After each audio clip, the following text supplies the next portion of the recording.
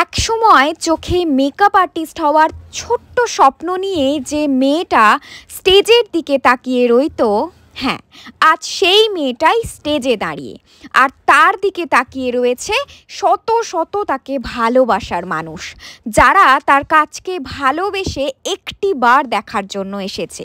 আজ সেই মেয়েটা আর তার স্বপ্ন পূরণের গল্প তোমাদের বলবো। হ্যাঁ, বিউটি এক্সপো, বলতে পারো আমার স্বপ্ন পূরণের দিন।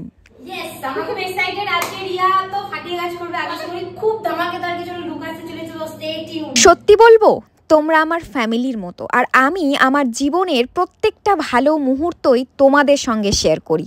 তাই আজকে আমার সবথেকে স্পেশাল দিনটাও তোমাদের সঙ্গে ভাগ করে নিলাম। প্রথমেই আসি আমার মডেলের গল্পে। সুলগ্না অধিকারী, কম বেশি তোমরা সকলেই চেনো। সে এতটাই মিষ্টি যে আমি চোখ বন্ধ করে তাকে চুজ করেছি।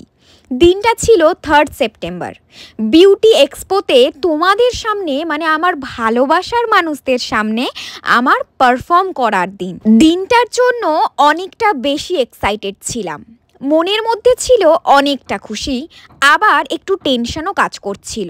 তবে ওখানে ঢোকার পর তোমরা এক এক করে যখন দেখা করতে থাকলে, ভালোবাসা দিতে থাকলে, তখন ভাবলাম এতগুলো যদি ভালোবাসার মানুষ থাকে তাহলে এত চিন্তা কিসের?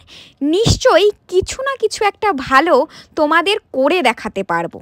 প্রথমেই দিনটার শুরুতে কিছু স্পেশাল মুহূর্তের কথা তোমাদের বলি। কেন স্পেশাল? কারণ সেই দিন অন স্টেজে এসেছিলেন দর্শনা আর সৌরভ। এমনকি দর্শনা সৌরভের হাত থেকে আমাকে বেস্ট মেকআপ এডুকেটরের পুরস্কারে পুরস্কৃত করা হয়েছিল।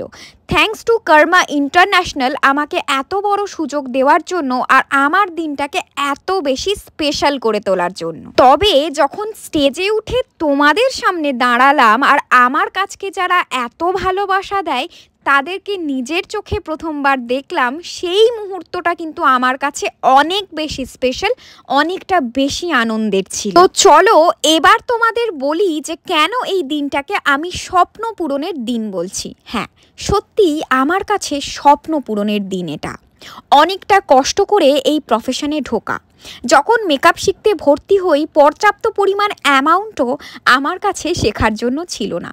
যাই হোক, অনেকটা ওঠানামা, অনেকটা উঁচু নিচুর মধ্যে দিয়েই প্রফেশনে এগোনো।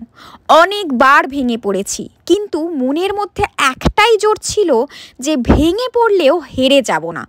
একটু একটু করে হলেও, অল্প অল্প করে হলেও নিজেকে এগোনোর পুরোপুরি চেষ্টা করব। তবে ভগবানের ওপর একটাই বিশ্বাস ছিল যে যদি কোনো কাজ আমি নিজের মন প্রাণ, নিজের সবটা দিয়ে করতে পারি, তাহলে ভগবান আমাকে সেটা দিতে বাধ্য।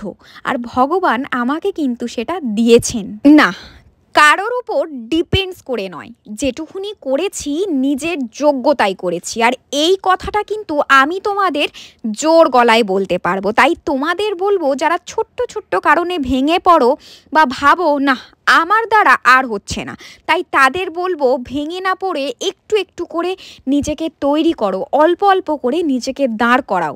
আর মনের মধ্যে একটাই বিশ্বাস রাখো, আজ হচ্ছে না তো কি হয়েছে, কাল কিন্তু নিশ্চয়ই হবে, হতেই হবে। তো এই ছিল সেদিন মেকআপের আগের বিফোর লুক, আর এই হলো বিউটি এক্সপোতে করা আমার ফাইনাল মেকআপ লুক। তবে এই ড্রেস কালেকশনটা কার, সেটা তোমরা বারবার জিজ্ঞাসা করেছো। এই দারুণ ড্রেস কালেকশনটা হচ্ছে সঞ্জীব পালদার। সত্যি বলবো একদম ইউনিক একটা ড্রেস কালেকশন।